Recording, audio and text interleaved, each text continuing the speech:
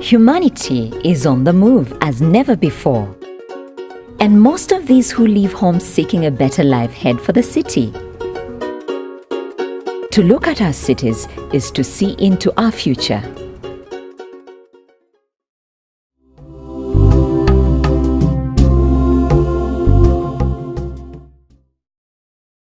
When she left her village 40 years ago to come to the city, Margaret knew the best chance of her life had come, and she took it.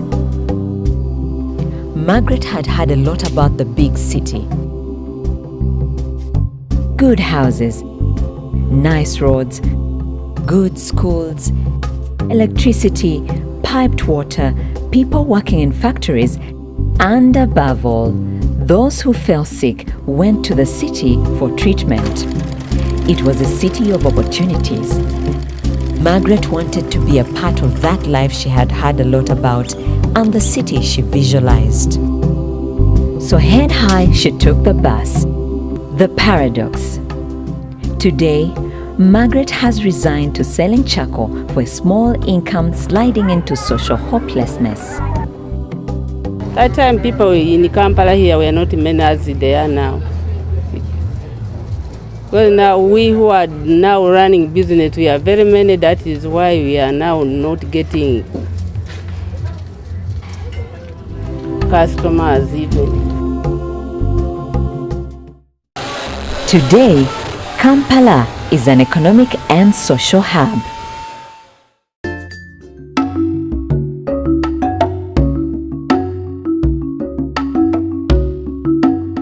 But the expansion of cities such as Kampala presents authorities with a political and moral dilemma. At least 60% of the urban population in Uganda lives in slums. What Margaret in Kampala wants is what Joan in Barara and Joshua in Lira wants. However, urbanization in Uganda is yet to happen. Uganda is less than 25% through its urbanization process.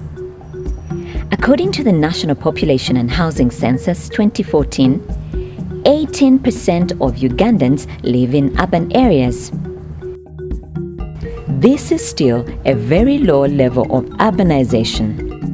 But the rate at which urbanization is currently growing in Uganda is very fast, increasing by 4.5% per year, driven by both population growth and the movement of people from rural areas. Today, the proportion of the population living in urban areas is highest in central Uganda. Central Uganda records the highest mobility of Uganda's workers, contributing to the transformation process. The World Bank's 5th Uganda Economic Update takes a deep look at the urbanization process in Uganda and asks, is it a gem or a burden?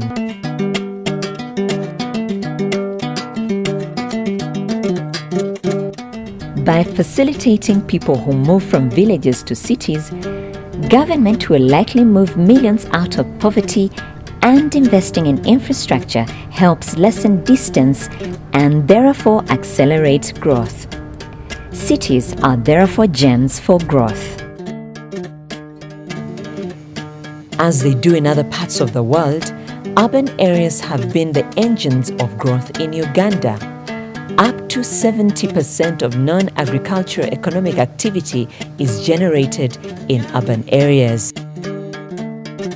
In order to maximize the benefits from urbanization, cities must provide the following: conducive working environment, good quality housing, infrastructure, and access to social services.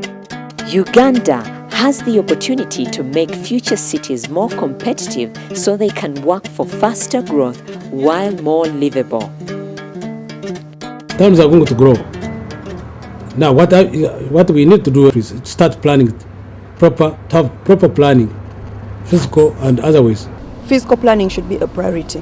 When it comes to budgeting, allocation of resources to sectors, we should look at urban development as a sub-sector. We should give it a lot of attention. As far as the city is concerned, I have seen a lot of growth in it. But that growth must be proportional to some of the development sectors like education, road transport, health services.